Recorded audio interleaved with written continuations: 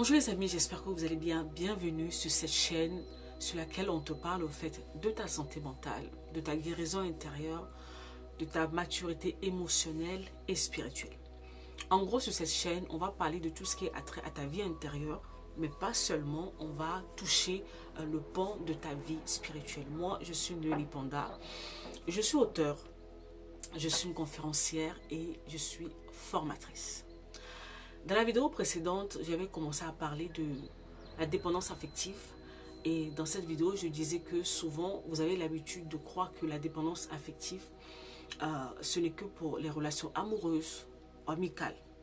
Après, vous avez évolué un peu, vous avez commencé à comprendre que non, la dépendance affective, elle peut être même au sein de la famille. Et maintenant, aujourd'hui, je vais te ramener encore maintenant plus loin. Je vais te parler, et j'avais commencé au fait à parler de la dépendance affective dans les lieux de culte. Et vu que la majorité de ma cible ici, ce sont des chrétiens et des chrétiennes, on va parler au fait de la dépendance affective que vous avez ramenée à l'église. Donc, quelque part, on parle de la dépendance spirituelle. Oui, vous attendez tout des autres. Des personnes qui sont établies sur vous et vous rentrez au fait dans des comportements, dans des schémas qui ne sont pas bons pour vous. Et ça vous expose à beaucoup d'abus. Donc, dans la première vidéo, j'ai parlé d'un certain nombre de choses. Mais dans la vidéo d'aujourd'hui, j'avais pensé au fait à faire une suite. Je pense que je vais faire peut-être 2 ou 3 vidéos sur le sujet. Ouais. Aujourd'hui, on va parler de quelques signes. Je crois que j'en ai noté 5 ou 6 signes qui démontrent que tu as un problème de dépendance, mais dans le secteur, au fait, en guillemets, dans le cadre, en milieu religieux. Quand on parle de milieu religieux, ça peut être dans un groupe de prière, ça peut être dans une église, ça peut même être à la mosquée. En tout cas, tout ce qui concerne la religion, tu as ramené ce problème de dépendance là-bas. Et comment le détecter? Quels sont les signes qui montrent que moi j'ai un problème en fait? Tu as besoin constamment de la validation de la part des leaders religieux ou des membres de la communauté. Tu vois? Donc c'est le genre de truc où si tu veux te lever pour partir en vacances, il faut que tu demandes l'autorisation. Tu veux commencer, je ne sais pas moi, tu veux commencer à faire un projet, ainsi de suite, machin et tout. Tu as prié, tu as eu la conviction, mais tu attends la validation en fait de ton cercle religieux. S'ils ne sont pas d'accord avec cette idée que tu as eue à la base dans la prière ou que Dieu t'a dit, tu es capable de le laisser tomber. Ça peut mettre une vision, quelque chose, un message que Dieu te demande de porter. Mais ce problème de dépendance va faire que tant que ton cercle, ton entourage religieux ne le valide pas, ou ton responsable religieux ne le valide pas, tu ne bouges pas. Donc, quelque part, tu prends le risque de désobéir à Dieu pour plaire aux êtres humains. C'est un signe au fait de dépendance. Difficulté à exprimer des opinions divergentes par peur d'être rejeté. Et c'est un fléau. Vous le savez, je le sais. On a beaucoup de personnes au fait qui sont dans nos inbox. Vous recevez des choses, on vous dit des choses. Au plus profond de vous-même, vous savez que ce n'est pas ça. Vous n'êtes pas d'accord avec ça. Vous n'êtes pas convaincu par cela. Mais vous n'avez pas le courage de dire non ou vous n'avez pas le courage au fait de faire confiance à vos propres idées au fait sur la chose et maintenir sur votre chemin. Et ça, c'est des portes ouvertes au fait à des abus de tout genre. Je prends un exemple où on va te demander, je ne sais pas moi, de ne plus de couper les ponts avec tes parents, de ne plus parler avec tes parents, d'aller prendre un crédit pour faire telle chose, ainsi de suite. Au fait, c'est des trucs au fait qu'on va te dire et tu n'es pas convaincu, mais tu n'as pas le courage de dire non. C'est un signe en fait que tu es dépendant ou tu es dépendante. Tu sacrifies au fait tes propres besoins et valeurs pour se conformer aux attentes de la communauté. Ah ouais. Ah ouais. Donc, s'il y a des programmes de lundi à lundi, tu es prête au fait à rester là-bas. Oui, que tu te sentes fatigué, que tu te sentes malade, ou que tu es occupé par le travail, ou peut-être même que les gens de ta famille ont besoin de toi, ou quoi que ce soit, ce n'est pas ton problème. Voilà comment, par moment, au fait, les couples mariés peuvent se retrouver dans les problèmes parce que l'un des conjoints est constamment occupé, en fait, dans les activités. En dehors de la maison, par rapport à l'église. Il y a toujours quelque chose. Et l'autre, ça peut être le conjoint, ça peut être les enfants. Oui, ça peut être même ton travail que tu négliges. Ça peut être tellement des choses. Ça peut être que, en fait, tu es fatigué. Tu te sens fatigué, tu te sens visé, puis tu veux tu vas aller te ressourcer, tu vas aller te reposer, couper un peu, le temps de te ressourcer, tu ne peux pas. Les intérêts de la communauté, les intérêts au fait de l'endroit priment sur ton bien-être. Et tu ne peux pas dire non. Tu n'as pas le courage.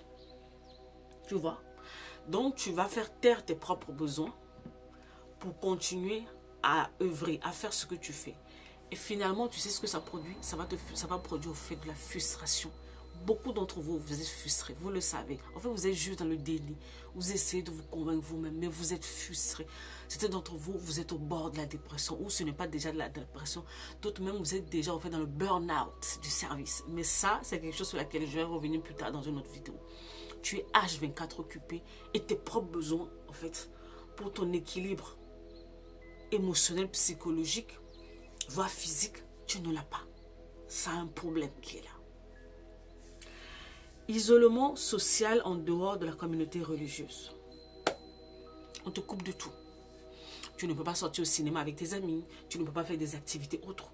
Tout doit être centré. En fait, tout ce que tu dois faire doit être centré avec la communauté, avec les gens de la communauté. Donc, une vie hors de là est mal vue, est mal perçue, en fait.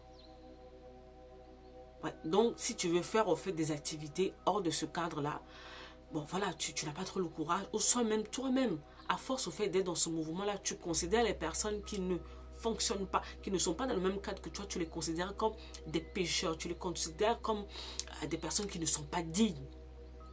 C'est comme ça.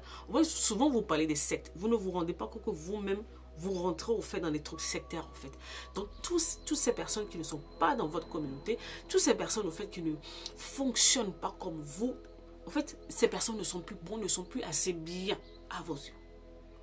Attention, tu es en danger. Sentiment de culpabilité ou de honte en cas de non-respect des normes religieuses.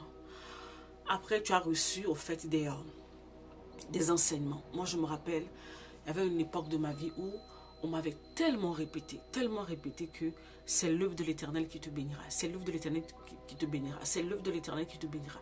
Qui a fait que j'étais arrivé à un point où, si un dimanche je me réveille et que je suis vraiment malade ou que je ne peux pas, vraiment que je ne peux pas aller à l'église, je ressens beaucoup de... Je ressentais en fait, je ressentais, parce que ce n'est plus le cas, je ressentais beaucoup de culpabilité. Et si par malheur, dans les jours, dans les semaines à venir, il y a quelque chose de grave ou de dérangeant qui m'arrive, je me dis, voilà, il y a Dieu qui est en train de me punir parce que je n'ai pas été au service, parce que je n'ai pas été à l'église. Et sans vous rendre compte, au fait, vous donnez au fait à votre cerveau, à votre subconscient, le message comme quoi que Dieu, c'est quelqu'un qui est méchant. Donc, pour que Dieu puisse te faire du bien, pour que Dieu puisse te bénir, en fait, tu dois faire des choses. Sinon, il ne te donne rien. Donc, la notion de la grâce n'y est plus. Donc, les choses que Dieu te donne, c'est par mérite. C'est parce que tu fais telle chose que Dieu te bénit. Donc, voilà. C'est pas que parce que Dieu t'aime, parce que tu es son enfant, parce que voilà, non. C'est pas mérite, c'est pas le service que tu fais. Et en parlant même du service, on parle de quel service? Ça, c'est un autre point. Ça, c'est un autre grand débat dans lequel je ne vais pas rentrer aujourd'hui, en fait.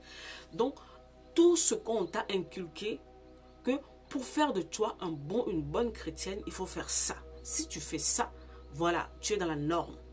Et si par X ou Y raison, tu ne peux pas ou tu n'as pas réussi à atteindre au fait ça, en fait, tu te sens mal. Ça y est, tu es culpabilisé. Tu es à terre, tu n'es pas bien. Et tu vas commencer à demander pardon à Dieu pendant des semaines, des mois, parce que tu n'as pas pu faire telle chose. Donc, en fait, finalement, en même temps, vous priez, mais vous passez votre vie de la culpabilité. Il y a une dissonance qui est là, vous voyez. Il y a quelque chose qui ne va pas, au fait, à l'intérieur de vous. Et c'est un signe que, il y a quelque chose au fond, vous voyez. En fait, c'est très subtil.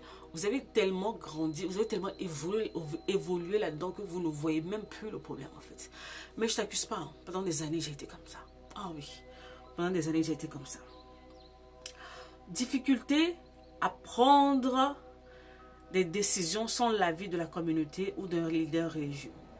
Est-ce que tu arrives à prendre des décisions pour ta propre vie? Certains d'entre vous, non, vous ne pouvez pas. Vous n'y arrivez pas, vous ne savez pas comment le faire. Ou soit tu prends une décision et puis on n'est pas d'accord avec toi, tu ne sais pas être ferme. Non, tout est centré. Tout. Et puis, vous mettez ça sous le nom de la soumission, de la loyauté. En fait, vous avez plein de mots qui sont jolis, qui sont gentils. Mais quelque part, c'est une irresponsabilité. Parce que toi, adulte comme tu es, il faut que pour que tu prennes des décisions, il faut que les autres interviennent, en fait. En fait, c'est même pas où que Dieu intervienne. Non, c'est que les êtres humains doivent intervenir. Te voilà maintenant en train d'accumuler de mauvais choix. Il y a quelques années, j'ai travaillé avec une dame où, heureusement, en fait, je me suis rendu compte qu'elle, Dieu l'aimait. Elle a failli se retrouver dans un mariage comme ça. Parce que, voilà, elle devait prendre une décision et chacun y venait avec sa parole. Chacun venait avec des paroles, des prophéties, ainsi de suite. Ainsi de suite, elle était embrouillée. Et puis au départ, elle se disait, bon, si ça venait de ces personnes, c'est forcément que, bon, Dieu est dedans. Mais pour elle, Dieu l'aime tellement que les situations se sont ébranlées. Qui a permis au fait qu'elle se réveille, qu'elle voie que, en fait, c'est pas ça. Vous ne savez pas prendre des décisions pour vos vies. Vous allez laisser les autres vous dicter ce que vous devez faire dans vos choix, dans vos décisions. Et après, quand les choses vous tournent mal, vous allez commencer à en vouloir en fait à ces responsables religieux, vous allez commencer à en vouloir à l'église, vous allez commencer à en vouloir à Dieu, alors que le problème à la base c'est toi. Les gens peuvent te donner leur avis par rapport à un sujet parce que tu leur demandes conseil, mais n'oublie pas que le dernier mot t'appartient. Après avoir prié, après avoir consulté Dieu, et par moments les choses que tu es censé faire, les autres ne seront pas d'accord. Depuis que je suis sur cette chaîne, bientôt pratiquement 10 ans, je répète la même chose. Il y a des moments, des choix que vous allez faire qui ne feront pas l'unanimité. Parce que Dieu marche avec vous de manière particulière, parce que vous êtes unique. Mais si toi, tu as constamment besoin de la validation des personnes autour de toi, tu es en danger. Donc, je viens de citer 5 ou 6 points. Si tu te reconnais au moins dans 2 ou 3 cas, il faut aller t'asseoir. Commencer à traiter au fait ce problème au fait de dépendance affective. Parce que je t'assure, c'est une question de temps. Ça va te créer énormément de problèmes si ça ne te crée pas déjà des problèmes.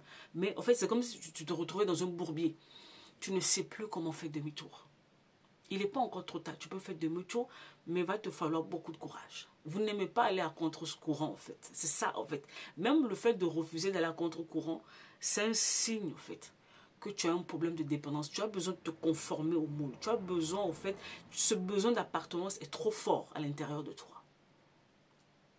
Je sais que c'est très fort ce que je viens de te dire. Prends le temps de digérer. Ouais. Prends le temps de digérer. Je sais que c'est les choses qu'on ne t'enseigne pas tout le temps. Et moi, c'est mon rôle. Réveille-toi. Prends ta vie en main. Et surtout, arrête d'accuser les autres. Prends ta vie en main.